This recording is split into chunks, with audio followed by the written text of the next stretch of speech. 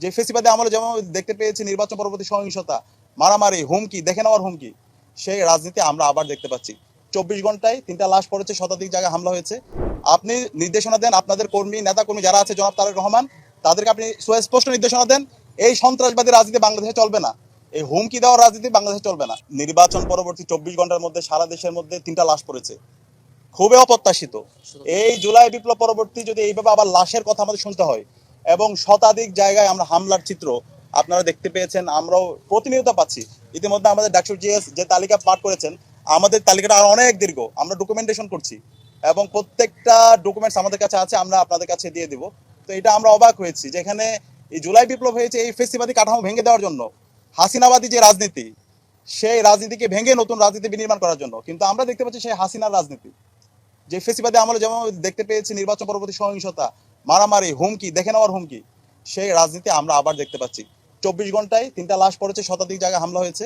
আমরা হুঁশিয়ার করতে চাই, যারা এখন দায়িত্বশীল পর্যায়ে এসেছেন, যারা সরকারি দল হবেন, প্রত্যেক নাগরিকের নিরাপত্তা আপনাদেরকে ইনশিওর করতে হবে। আর যদি একটা লাশ পড়ে এবং এই লাশ যারা ফেলিয়েছে তাদেরকে বিচার আওতায় নিয়ে আসতে হবে। যদি আপনারা ব্যর্থ হন, তাহলে আমরা আবার রাজপথে নামবো, আবার আবু সাইদের উত্তরসূরি রাজপথে নামবে। আমাদের কাছে প্রত্যেক মানুষের নিরাপত্তা গুরুত্বপূর্ণ এবং এই শতাধিক জায়গায় যে হামলা হচ্ছে, যে মাফিয়া তন্ত্র শুরু হয়েছে, যে সন্ত্রাস তৈরি হয়েছে, এখনই বন্ধ করতে হবে।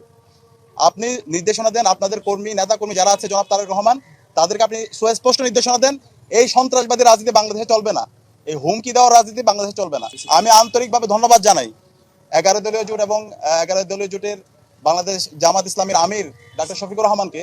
নির্বাচন পরবর্তী চাইলে উনি দেশে অনেক ধরনের অস্থিতিশীল করার কথা বলতে পারতেন এবং ফিল্ড লেভেলে কিন্তু ওই ধরনের চাপ ছিল, কিন্তু তিনি সারা দেশের নেতাকর্মীদেরকে শান্ত থাকার জন্য নির্দেশ দিয়েছেন এবং রায় মেনে নিয়ে যে সমস্ত জায়গায় আপত্তি আছে সেগুলো নিয়মতান্ত্রিকভাবে সেগুলো উত্থাপন করার জন্য তিনি নির্দেশনা দিয়েছেন।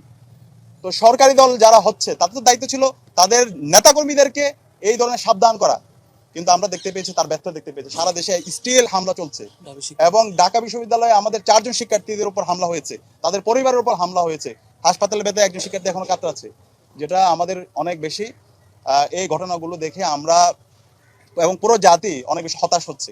তা আমরা আশা করব বিএনপির জায়গা থেকে এবং যারা সরকারি দল হচ্ছে, এই জায়গায় যারা এই সমস্ত হামলা করছে এবং এই ধরনের হুমকি দিচ্ছে, তাদের বিরুদ্ধে যেন দ্রুত সময়ের মধ্যে ব্যবস্থা গ্রহণ করা হয়। এরাই দেশের স্থিতি অবস্থা চায় না, তারা দেশে গণতন্ত্র চায় না, তারা এখানে বাংলাদেশের মধ্যে সে আবার মাফিয়াতন্ত্র চায়। সুতরাং এই যারা মাফিয়াতন্ত্র চায়, যারা সন্ত্রাসী, তাদের বিরুদ্ধে আমাদের জিরো টলারেন্স নীতি ঘোষণা করতে হবে।